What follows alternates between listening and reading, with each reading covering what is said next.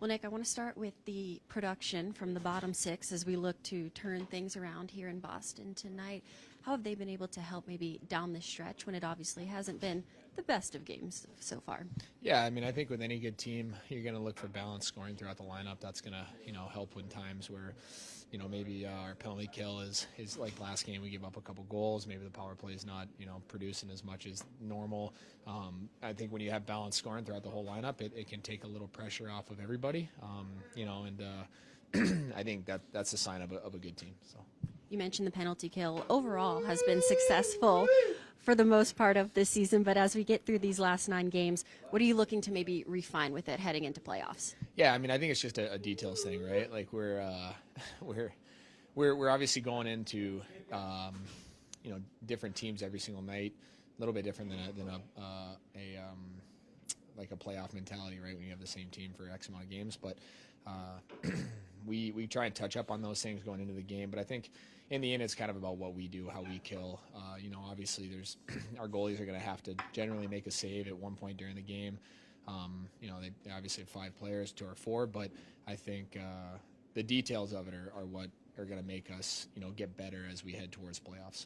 Well, we can hear from the sounds in the locker room that certainly morale is definitely high. But when you do clinch so early this year compared to last season and just the overall success of this year, how do you maybe channel that to not play loose and be able to still take every game seriously going down?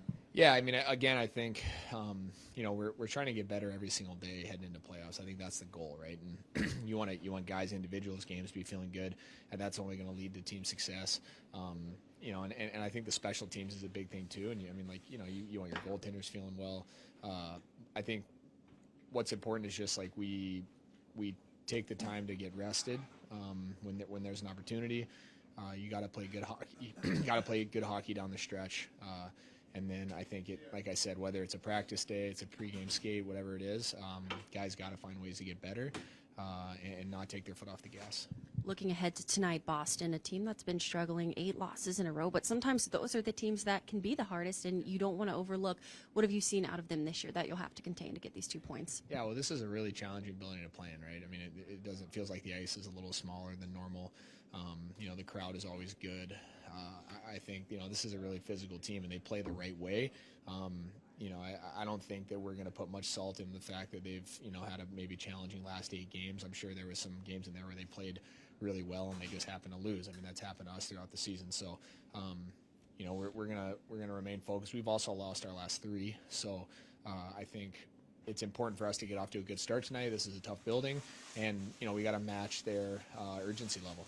Been a big 24 hours media-wise for this team with Ryan Leonard incoming. I know it hasn't been long, but what's been your first overall impressions of how he's fitting in with this team?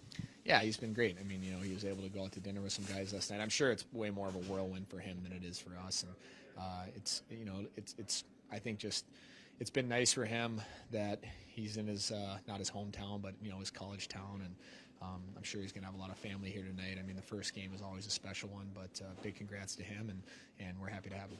Last one for you. On a lighter note at that, we know this team is close. We know your line specifically is close. But I got to ask you about the ties the other night. You come in with Dewey all over your tie, vice versa. What was that about? Yeah, the wives got us there. I thought I'd come up with the idea a while ago, and my wife Paige ordered us one for Dewey. I thought it was going to be a nice little prank, and then Dewey walks in and he has my face on his tie, and so we realized we kind of got by the wives a little bit there when we thought we were going to get each other. So, but the guy's a good-looking guy, so it only makes me look better. So, great stuff. Well, thank you, Nick, and good luck tonight. Yeah, thank you.